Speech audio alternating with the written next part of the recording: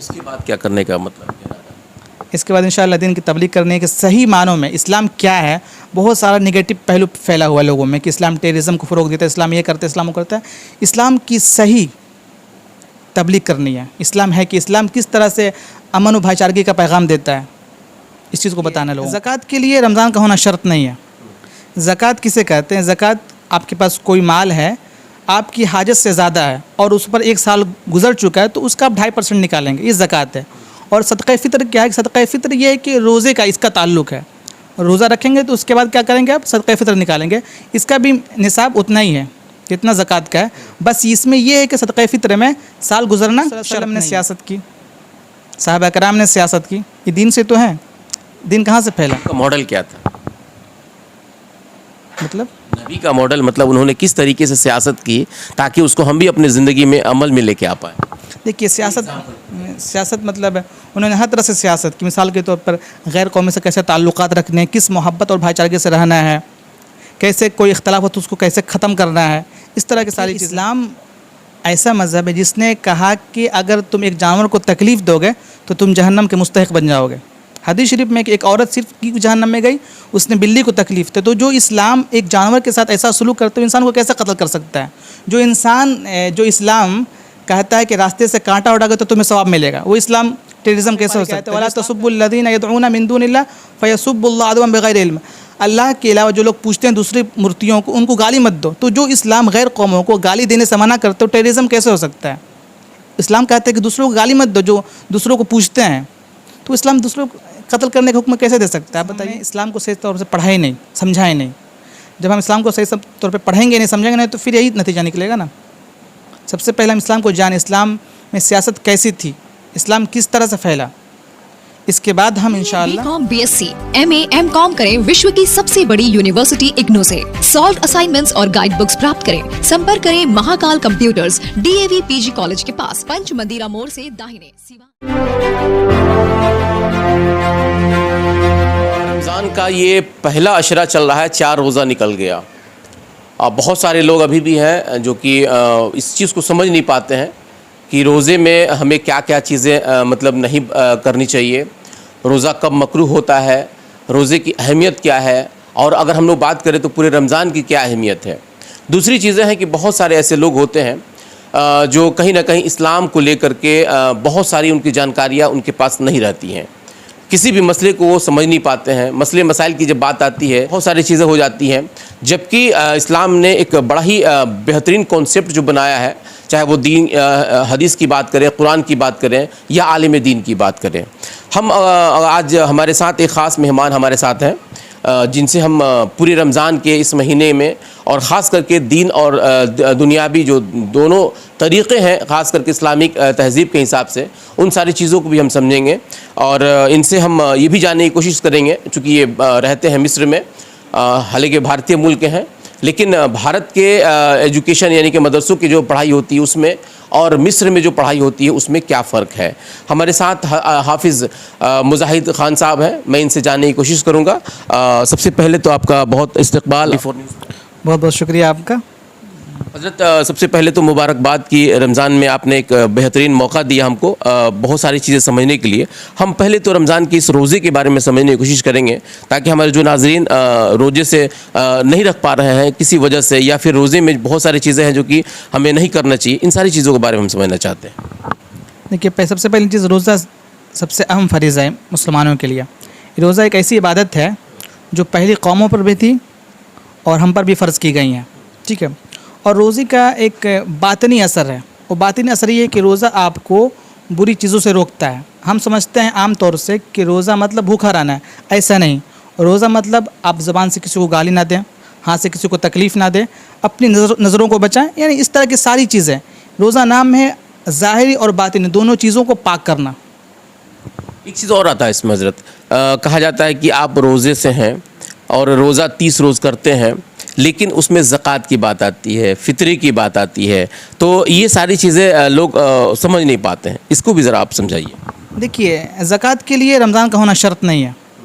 ज़कात किसे कहते हैं? ज़कात आपके पास कोई माल है, आपकी हाजत से ज़्यादा है और उस पर 1 साल गुजर चुका है तो उसका आप 2.5% निकालेंगे, ये ज़कात है।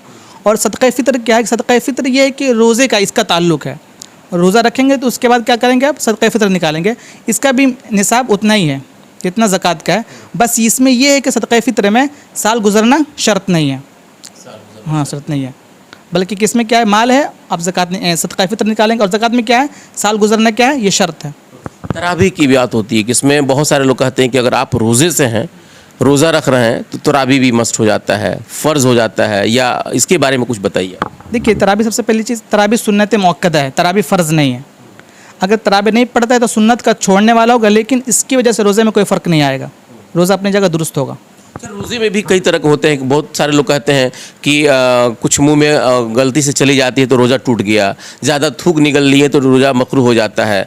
मतलब कई तरह के कॉन्सेप्ट है। ब्रश नहीं करना चाहिए, कुछ लोग कहते हैं कि सिर्फ दातुन नहीं करना चाहिए, कुछ लोग कहते हैं कि मुंह से जो कि ब्लड अगर आ गया तो इन सारी चीज़ों पर थोड़ा सा बताइए। देखिए, सबसे पहली चीज़, एक कायदा जानना चाहिए हमें रोज़े के बारे में कि अंदर की कोई चीज़ अंदर चली जाए तो उससे रोज़ा नहीं टूटता है। मान लीजिए आपके अंदर थूक आपके मुंह में अंदर चला गया तो रोज़ा नहीं टूटेगा, ठीक है। हाँ, बाहर से कोई अंदर लेकर आते तब रोज़ा टूट जाता है वहाँ पर, जानबूझकर, ठीक है, या गलती से भी टूट जाता है। हाँ, अगर भूल कर, एक होता है गलती, एक होता है भूल कर, इन दोनों में फ़र्क कीजिएगा आप। मिसाल के तौर पर कुल्ली कर रहे हैं और गलती से पानी चला गया तो रोज़ा टूट जाएगा, ठीक है। और एक भूल कर कि रोज़ा याद ही नहीं है, आप पानी पी ले तो यहाँ रोज़ा नहीं टूटेगा। ये फ़र्क है गलती और भूल में, ठीक है। और आपने क्या सवाल किया था एक और? मतलब ब्लड वगैरह आ जाता है मुंह से, या फिर कहीं चोट लग जाता है तो उन लोगों। हाँ, रही बात ब्लड वगैरह की, तो आमतौर से मशहूर है आवाम में कि मतलब ब्लड निकलने से रोज़ा टूटेगा, हालांकि ऐसा नहीं है।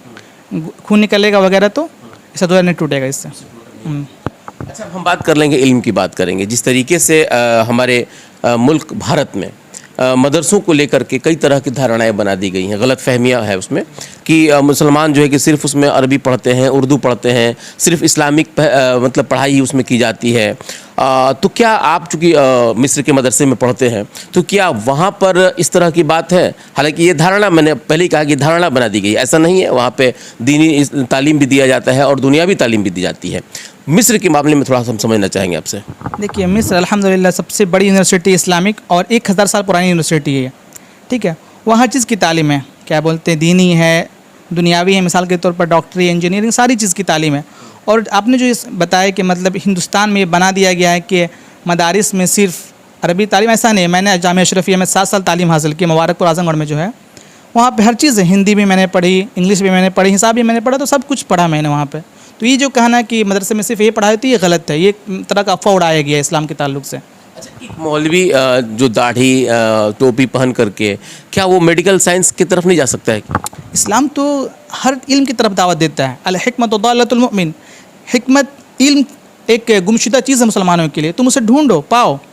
तो अगर कोई ना सीखता और कहता है कि सिर्फ जो आलिम बन के नहीं कर सकता, ये गलत है, मतलब जहालत है। और इस हालत को दूर करने के लिए क्या किया जाए? इस जहालत को दूर करने के लिए लोगों को दावत दी जाए और समझाया जाए। अच्छा, आप मिस्र की बात कर रहे हैं जहाँ की 1000 साल पुरानी यूनिवर्सिटीज़ हैं, वहाँ पे मतलब अपने देश के बच्चे पढ़ते हैं, तो उन लोगों को किस तरह से वहाँ पे तरबियत दी जाती है? क्या वहाँ का मतलब किस तरह का पैसे वगैरह का क्या मामला होता है? फ्री में पढ़ाया जाता है क्या? इन सारी चीज़ों को हम समझना चाहें ज़रा। देखिए, वहाँ पे तकरीबन हिंदुस्तान के 300 स्टूडेंट्स हैं, 300 तकरीबन। और वहाँ बच्चे पढ़ने के लिए 2 तरीके से जाते हैं, एक स्कॉलरशिप और एक प्राइवेट तौर पर। तो जो स्कॉलरशिप पर जाते हैं तो अज़हर स्कॉलरशिप देता है, और जो प्राइवेट से जाते हैं तो अपना खर्च करते हैं और पढ़ाई अज़हर की तरफ से होती है। तो आप मिस्र क्यों चले गए? क्या हिंदुस्तान में उतना बड़ा कोई इदारा नहीं है क्या? बिल्कुल है। आप और बच्चे भी जाते हैं डॉक्टरी पढ़ने के लिए, अमेरिका वगैरह वगैरह। तो चूँकि वहाँ सबसे पहली चीज़ क्या है, अरबी। इस्लाम के लिए सबसे अहम क्या चीज़ है, मतलब कुरान हदीस किस ज़बान में है? अरबी ज़बान। और इसकी अरबी की अच्छी तालीम कहाँ पर है? वो अज़हर में, मिस्र में। इसलिए मैंने वहाँ का इंतखाब किया।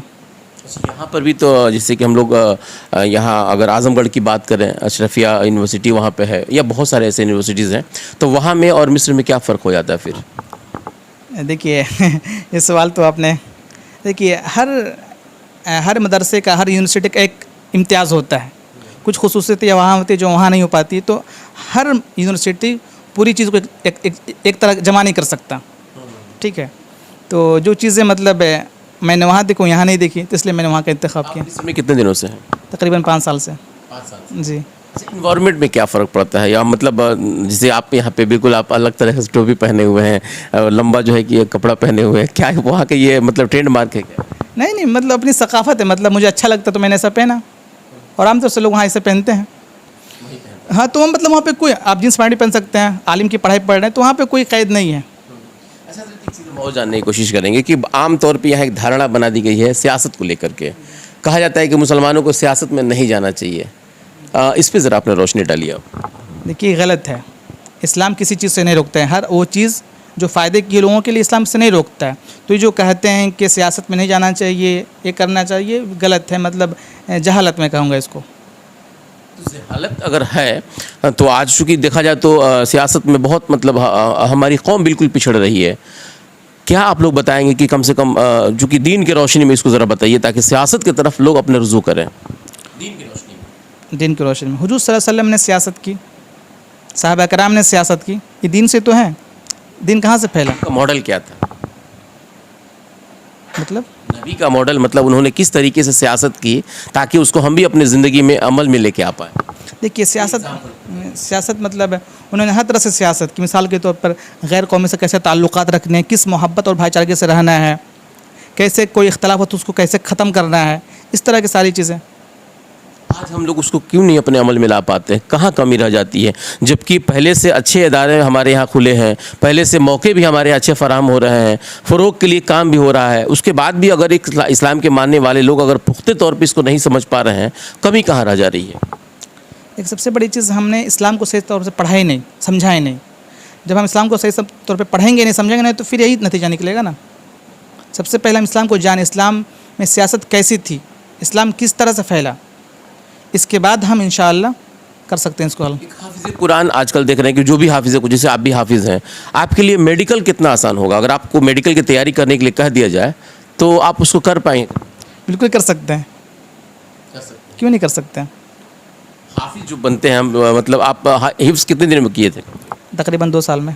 2 साल में अपने पूरे 30 पारा। जी जी जी। और अभी आप क्या कर रहे हैं? अभी मुफ्ती का कोर्स कर रहा हूँ अज़हर में। जी।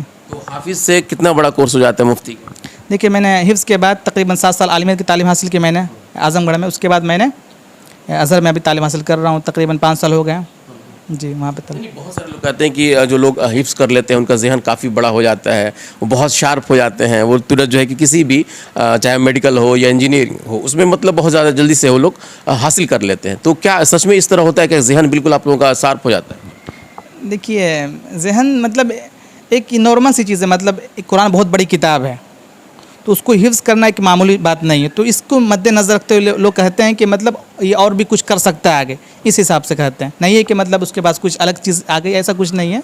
मतलब एक किताब है, उसने हिफ्ज़ कर ली, याद कर लिया, उसका मतलब वो आगे कुछ कर सकता है, किसी फील्ड में जा सकता है। अभी आप जियाए के मदरसे में तराबी पढ़ा रहे हैं, इससे पहले आपने कहाँ पढ़ा? इससे पहले मतलब 5 साल मैंने नहीं पढ़ाया, मतलब मिस्र में था मैं वहाँ। उससे पहले मैंने पढ़ाया था मीरगंज में, उससे पहले मैंने पढ़ाया था छत्तीसगढ़ में। इसके बाद क्या करने का मतलब? इसके बाद इंशाअल्लाह दीन की तबलीग करने के सही मानों में इस्लाम क्या है। बहुत सारा निगेटिव पहलू फैला हुआ लोगों में कि इस्लाम टेररिज्म को फ़रोग देता है, इस्लाम ये करता है, इस्लाम वो करता है।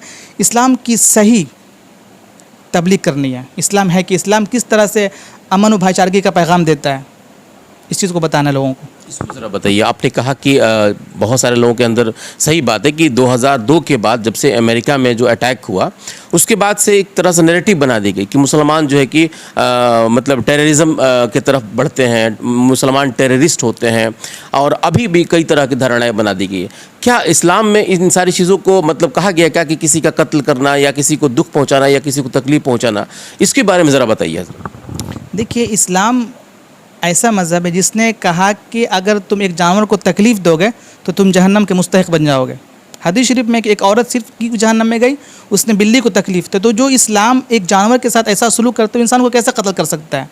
जो इस्लाम कहता है कि रास्ते से कांटा उड़ाओगे तो तुम्हें सवाब मिलेगा, वो इस्लाम टेररिज्म कैसे हो सकता है? जो इस्लाम कहता है 8वें पारी कहता है वला तसुब्बुल्लज़ीना यदऊना मिन दूनिल्लाह फयसुब्बुल्लाह अदवन बिगैरि इल्म, अल्लाह के अलावा जो लोग पूछते हैं दूसरी मूर्तियों को, उनको गाली मत दो। तो जो इस्लाम गैर कौमों को गाली देने से मना करते हो, टेररिज्म कैसे हो सकता है? इस्लाम कहते हैं कि दूसरों को गाली मत दो जो दूसरों को पूछते हैं। तो इस्लाम दूसरों को कत्ल करने का हुक्म कैसे दे सकता है, आप बताइए। आप उन लोगों को मैसेज क्या देंगे जो लोग आज कम से कम इन सारी चीज़ों से बिल्कुल गफलत में हैं, चाहे वो दीन हो या फिर इस्लाम के मज़हब के बारे में जानने की, मतलब जो लोग बिल्कुल इसके बारे में नहीं जान पा रहे हैं या जानने की कोशिश नहीं कर रहे हैं, उन लोगों के लिए क्या कहेंगे आप? मतलब कौन से लोग, मतलब हमारे ही लोग में जो हमारे इस्लाम के मानने वाले हैं लेकिन बिल्कुल गफलत में रहते हैं और बिल्कुल अपना मतलब पूरी अमल जो है कि दुनिया में ही बिता दे रहे हैं, दीन को नहीं समझ पा रहे हैं, दीन की तरफ वो जा नहीं पा रहे, उन लोगों के लिए क्या कहेंगे आप? उनसे कहेंगे अपने गफलत से बेदार हों ताकि इस्लाम को सही मानों में लोगों से पेश किया जा सके। वरना अगर ऐसा ही मामला रहा, सब लोग सोते रहें तो इस्लाम को एक बुरी तौर पर पेश किया जा रहा है और पेश किया जाएगा आगे, अगर हम लोग ऐसे ही बैठे रहेंगे, सोते रहेंगे तो। बिल्कुल, आपने सुना जिस तरीके से हाफिज़ मुजाहिद खान साहब ने जो बात कहा, बहुत ही खूबसूरत अंदाज में इन्होंने सारी चीज़ें बता दी, चाहे वो हिंदुस्तान की बातें हो या मिस्र की बात हो या दीन की बात हो या दुनिया की बात हो, सभी चीज़ों पे इन्होंने रोशनी डाला। और ख़ास करके जो अभी रमज़ान का जो मुबारक महीना चल रहा है, इस मुबारक महीने में अगर हम गफलत में हैं इन सारी चीज़ों को लेकर के कि हम परेशान हैं, हम कैसे रोज़ा रहे हैं, हम बीमार हैं, हम कैसे रोज़ा रहें, हर हालात में रोज़ा आपके ऊपर फ़र्ज़ है।